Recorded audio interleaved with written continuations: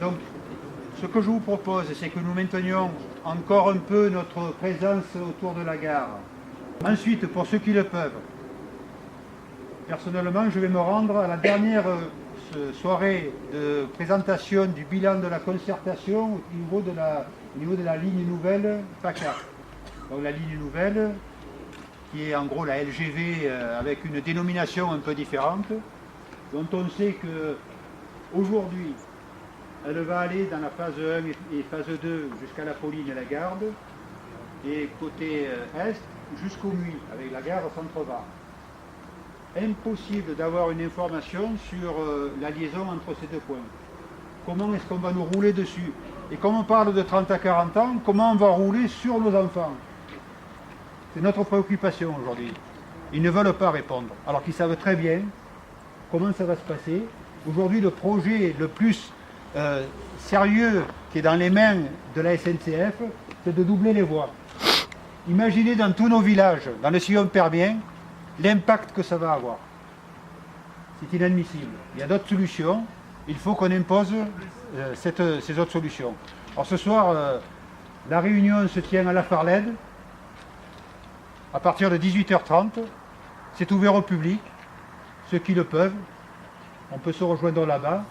Il y aura aussi des agriculteurs qui, pour des raisons un peu différentes, défense des terres agricoles, seront présents.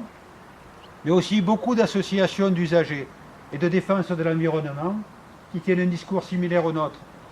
Vous pensez bien que renvoyer des gens sur l'autoroute en sachant, je pense que tous ici nous savons comment ça se passe pour aller à Toulon tous les matins, avec 15 à 20 km de ralentissement ou de bouchons, en termes environnementaux, c'est une catastrophe. Chaque fois qu'il y a des pics de pollution, comme nous avons connu il y a 15 jours à Paris, à Grenoble ou à Lyon, nous recevons aussi les analyses d'AirPACA qui nous donnent le niveau de pollution à Toulon. Et au fil des ans, c'est grandissant. Dans quelques années, et peut-être pas si loin que ça, pour aller à Toulon, il faudra la plaque paire ou impair selon les jours. Est-ce que c'est ce qu'on veut pour nos enfants? Voilà, donc il faut vraiment trouver un projet de développement durable et d'aménagement du territoire qui incite les gens à venir en gare par le covoiturage, qui incite les gens à venir par les autocars perpendiculaires aux voies et pas parallèles aux voies comme c'est développé aujourd'hui, de façon à ce que les gens prennent le train plutôt que d'aller au centre de Toulon en voiture. Voilà. C'est le projet de développement durable qu'il faut proposer. Nous avons prévu l'année prochaine l'amélioration du parking, de façon à le sécuriser, à augmenter le nombre de places. C'est un budget estimé à 450 000 € hors taxe. Pensez que pour une commune comme Carnoul, c'est colossal.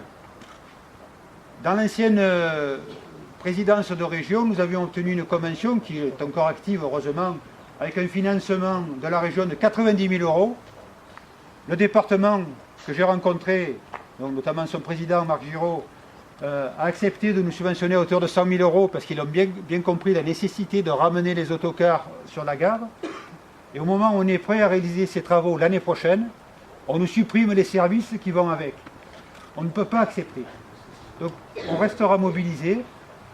Je vous proposerai certainement d'autres actions. C'est vrai qu'il y a la trêve des confiseurs qui arrive, tout le monde va avoir d'autres préoccupations. Mais je pense qu'en janvier, s'il n'y a pas d'évolution favorable quant à nos questions, au moins une réponse de M. Estrosi, à qui j'ai écrit 2 fois, qui ne daigne même pas me dire que, excusez-moi l'expression, je l'emmerde, que je reste à ma place, même pas cette décence, c'est inadmissible aussi. Parce que c'est pas pour moi, c'est pour vous. On représente tous les usagers, tous les gens qui sont attachés à l'environnement et à ce service public. Donc, nous exigeons une rencontre avec le président pour discuter sur les réels besoins des usagers et qu'est-ce qu'il faut. Peut-être faut-il supprimer 2 ou 3 arrêts, peut-être faut-il en recréer d'autres, des créneaux horaires différents. Il faut qu'on puisse en discuter. Est-ce que vous avez été concerté? Non. Voilà, nous non plus. Alors, élus, je dirais c'est presque secondaire, je le disais il y a 15 jours, mais les usagers à minima, quels sont vos besoins? Définissons-les et trouvons les solutions.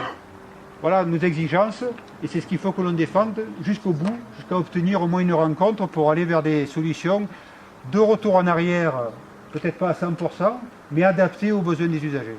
Voilà le corps, disons, de notre revendication. J'espère que vous y adhérez et qu'on obtiendra gain de cause. J'ai ouï dire que ça commence à discuter en haut lieu. Peut-être ont-ils quelques regrets sur des dispositions hâtives qui ont été prises, considérant qu'ils n'avaient pas mesuré l'impact que ça pouvait avoir. Alors je vous remercie. On va attendre le prochain train, c'est dans pas très longtemps. Et après, ceux qui le peuvent, on va à la Farley.